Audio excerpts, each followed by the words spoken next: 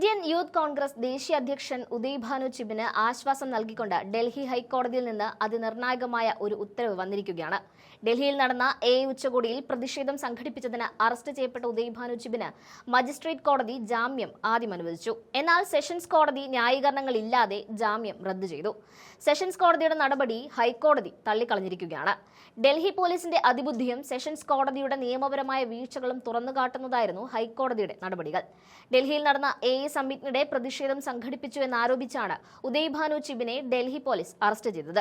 ഒരു ജനാധിപത്യ രാജ്യത്ത് സമാധാനപരമായി പ്രതിഷേധിക്കാനുള്ള അവകാശം ഓരോ പൗരനും ഉണ്ടെന്നിരിക്കെ ഈ പ്രതിഷേധത്തെ ഒരു വലിയ ക്രിമിനൽ ഗൂഢാലോചനയായി ചിത്രീകരിക്കാനാണ് പോലീസ് ആദ്യം മുതൽ ശ്രമിച്ചത്. കേസിൽ ഉദയ് ഭാനു ചിബിനെ കോടതിയിൽ ഹാജരാക്കിയപ്പോൾ അദ്ദേഹത്തിന്റെ ഭാഗം കേട്ട മജിസ്ട്രേറ്റ് കോടതി ജാമ്യം അനുവദിച്ചു.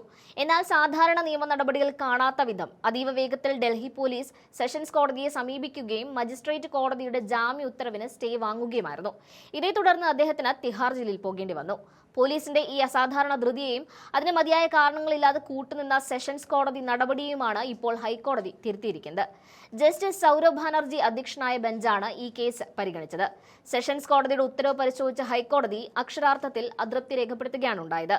ഒരു വ്യക്തിക്ക് നിയമപരമായി ലഭിച്ച ജാമ്യം സ്റ്റേ ചെയ്യണമെങ്കിൽ അതിന് കൃത്യമായ കാരണങ്ങൾ ഉത്തരവിൽ വ്യക്തമാക്കേണ്ടതുണ്ട്. എന്നാൽ ഈ കേസിൽ വെറുതെ ഒരു വരിയിൽ ഇതൊരു അസാധാരണ കേസെന്ന് എഴുതി വെച്ചതല്ലാതെ എന്തുകൊണ്ടാണ് ഇതൊരു അസാധാരണ കേസാകുന്നത് എന്ന് വ്യക്തമാക്കാൻ സെഷൻസ് കോടതിക്ക് കഴിഞ്ഞിട്ടില്ലെന്ന് ഹൈക്കോടതി നിരീക്ഷിച്ചു. ഒരു ഉത്തരവ് പുറപ്പെടുവിക്കുമ്പോൾ ജഡ്ജി തന്റെ വിവേചനാധികാരം കൃത്യമായി ഉപയോഗിച്ചിരിക്കണം. കേവലം പോലീസിന്റെ വാദങ്ങൾ കേട്ട് യാന്ത്രികമായി ഉത്തരവിടുന്നത് നീതി നിർവഹണമല്ല. സെഷൻസ് കോടതിയുടെ ഉത്തരവിൽ ഇത്തരമൊരു നിയമപരമായ ബോധ്യത്തിന്റെ അഭാവമുണ്ടെന്നും ഹൈക്കോടതി ചൂണ്ടിക്കാട്ടി. ഉദയ് ഭാനു ചിബിനു വേണ്ടി ഹാജരായ മുതിർന്ന അഭിഭാഷകൻ സിദ്ധാർത്ഥ് ലൂത്ര സുപ്രീം കോടതിയുടെ മുൻപത്തെ വിധികളെ ഉദ്ധരിച്ച് ശക്തമായ വാദങ്ങളാണ് നിരത്തിയത്.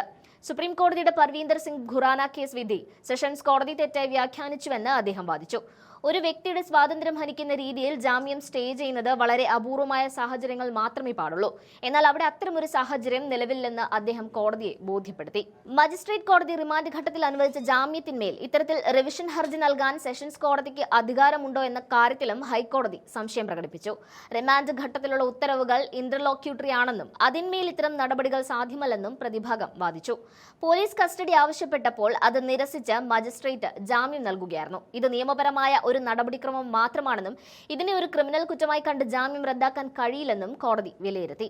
ഉദയ് ഭാനു ചിബിനെ ജയിലിൽ തന്നെ നിർത്താൻ ഡൽഹി പോലീസ് വലിയ തന്ത്രങ്ങളാണ് മെനഞ്ഞത്. അർദ്ധരാത്രിയിൽ പോലും മജിസ്ട്രേറ്റിന്റെ വീട്ടിലെത്തി നടപടികൾ പൂർത്തിയാക്കാൻ പോലീസ് കാണിച്ച ഉത്സാഹം കോടതിയുടെ ശ്രദ്ധയിൽപ്പെട്ടു. ഉദയ് ഭാനു ചിബിൻ പ്രതിഷേധ സ്ഥലത്ത് ഉണ്ടായിരുന്നില്ലെന്നും അദ്ദേഹം ഇതിന്റെ മാസ്റ്റർ മൈൻഡ് ആണെന്നുമുള്ള പോലീസിന്റെ വാദങ്ങൾക്ക് കൃത്യമായ തെളിവുകൾ ഹാജരാക്കാൻ പോലീസിന് തന്നെ കഴിഞ്ഞിട്ടില്ല. നേരത്തെ ഇതേ പ്രതിഷേധത്തിൽ പങ്കെടുത്ത മറ്റ് പ്രവർത്തകർക്ക് പട്യാല ഹൌസ് കോടതി ജാമ്യം അനുവദിച്ചിരുന്നു. പ്രതിഷേധം എന്നത് ജനാധിപത്യപരമായ അവകാശമാണെന്നും അതിനെ രാജ്യദ്രോഹപരമായോ ക്രിമിനൽ ഗൂഢാലോചനയായോ കാണരുതെന്നും അന്ന് കോടതി നിരീക്ഷിച്ചിരുന്നു. ഈ നിരീക്ഷണങ്ങളെ പാടെ അവഗണിച്ചുകൊണ്ടാണ് പോലീസ് ഉദയ് ഭാനു ചിബിനെതിരെ നീങ്ങിയത്. ഡൽഹി ഹൈക്കോടതിയുടെ ഈ ഇടപെടലോടെ സെഷൻസ് കോടതിയുടെ സ്റ്റേ ഉത്തരവ് റദ്ദാക്കപ്പെട്ടിരിക്കുകയാണ്. ഉദയ് ഭാനു ചിബിന് ഉടൻ തന്നെ ജയിലിൽ നിന്ന് പുറത്തിറങ്ങാൻ സാധിക്കും. ഈ കേസിൽ മാർച്ച് 6-ന് ഡൽഹി ഹൈക്കോടതി കൂടുതൽ വാദം കേൾക്കും. സെഷൻസ് കോടതിക്ക് ഇത്തരം റിവിഷൻ ഹർജികൾ പരിഗണിക്കാൻ അധികാരമുണ്ടോ എന്ന കാര്യത്തിൽ അന്ന് കൂടുതൽ വ്യക്തത വരും. എങ്കിലും നിലവിൽ ഉദയ് ഭാനു ചിബിന് ലഭിച്ച ഈ ആശ്വാസം കോൺഗ്രസ് പാർട്ടിക്കും യൂത്ത് കോൺഗ്രസിനും വലിയ ആത്മവിശ്വാസം നൽകുന്നതാണ്. ജനാധിപത്യപരമായ പോരാട്ടങ്ങളെ നിയമപരമായി നേരിടാൻ തന്നെയാകും വരും ദിവസങ്ങളിലും അവരുടെ തീരുമാനം.